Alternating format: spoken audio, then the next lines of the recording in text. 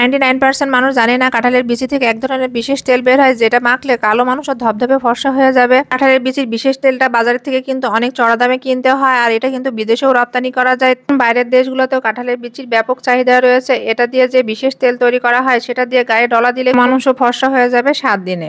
তেলটা তৈরি করতে হলে অবশ্যই আমার ভিডিওতে দেখানো অনুপাতে সমস্ত নিয়ম ফলো করতে হবে। প্রথমে কাঁঠালটা ভালোভাবে পাকিয়ে নিতে হবে। কাঁঠালটা কিন্তু অনেক ভালোভাবে পাকতে হবে। হাতে তেল মাখিয়ে কাঁঠালটা এভাবে ভেঙে নিতে হবে। কাঁঠালের ভিতরে শুধু বিচির অংশটাই নিতে হবে, শ্বাস নেওয়া যাবে না।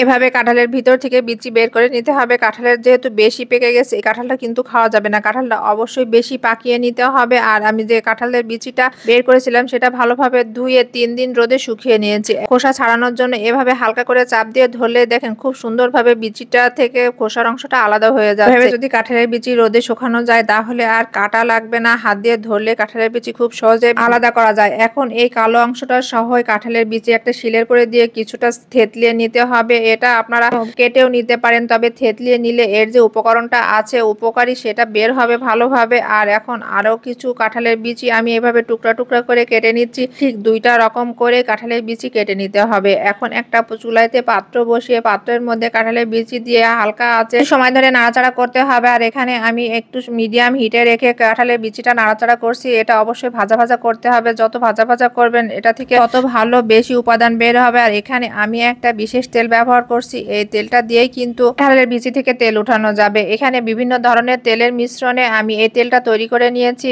এটা একটা আয়ুর্বেদিক তেল। এই তেলটা দিয়ে আমি এই তেলটা তৈরি করব। এখন কিছু সময় নিয়ে নাড়াচাড়া করে তেলের সাথে কাঁঠালের বিচিটা একদম ভাজা ভাজা করে নিতে হবে। কাঁঠালের বিচি থেকে এক ধরনের উপাদান বের হবে, সেই উপাদানটা কিন্তু শরীরের জন্য অনেক বেশি উপকার। কাঁঠালের বিচিতে অনেক প্রকার ভিটামিন আছে। আর এই তেলটা যখন আপনি ত্বকে দেবেন ত্বকের উজ্জ্বলতা বাড়বে, ত্বকের ময়শ্চারাইজার হিসাবে কাজ করবে। যখন কাঁঠালের বিচিটা ভালোভাবে তেলের সাথে ভাজা ভাজা করা হয়ে যাবে তখন আবারও কাঁচা কাঁঠালের এই যে টুকরা করে রেখেছিলাম সেই অংশটা দিয়ে দিতে হবে। আর এগুলো দেওয়ার পরে আবারও কিছু সময় ধরে নাড়াচাড়া করে তেলটা কিন্তু ঠান্ডা করে নিতে হবে। কাঁঠালের ভিতরে একটা আঠালো পদার্থ থাকে আর বিচি থেকে যে ভিটামিন থাকে এই তেলের সাথে মিশে যায়। আর এই তেলটা বেশি উপকার। আর এই তেলটা দেখেন কত ঘন ও আঠালো হয়ে গেছে। এখন তেলটা আমি একটা পাতলা কাপড়ের সাহায্যে ছেঁকে নেবো। ঠান্ডা করার পরে অবশ্যই ছেঁকে নিতে হবে পাতলা কাপড় দিয়ে এভাবে।